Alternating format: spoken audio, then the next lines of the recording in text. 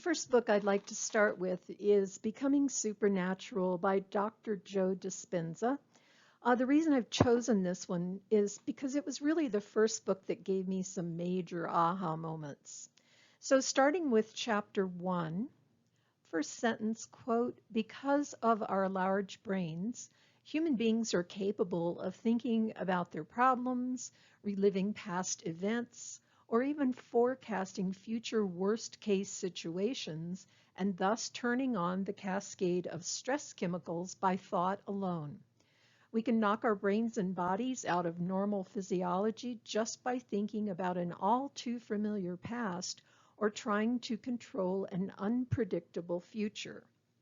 Emotions are the chemical consequences or feedback of past experiences. The stronger the emotional quotient from any event, either good or bad, the stronger the change in our internal chemistry.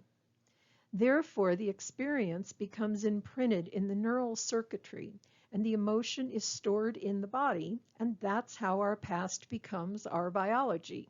End quote. So as I read this, I began to realize that this is actually what is meant when it's said that thoughts become things. If your thoughts are creating chemicals in your brain, those are things. So our thoughts and memories set off a chemical response that create wellness or disease. And if we're constantly replaying disease emotions, we can create chronic health conditions. I remember a long time ago, I read a book by Carolyn Mace, and she put it this way: "Our biography becomes our biology," which is exactly what Joe Dispenza is saying here. So if you stay stuck emotionally and chemically in the past, you don't move forward.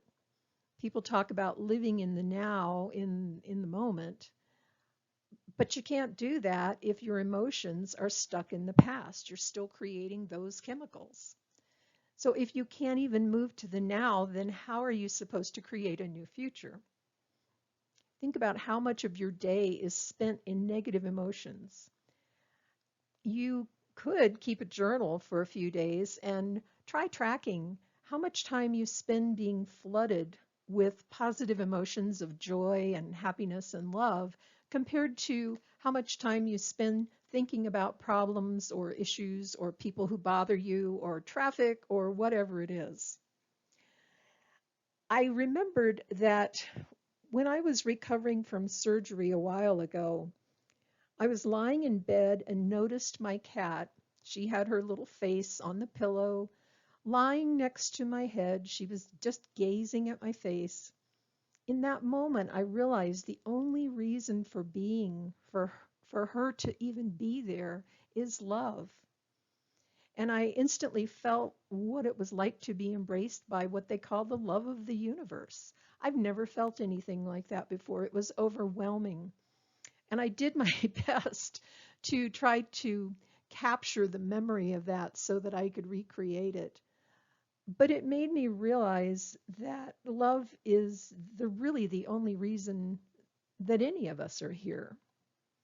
But imagine if we could spend all day being flooded with the chemicals produced by that kind of love and joy. I think it would have a huge impact on our health.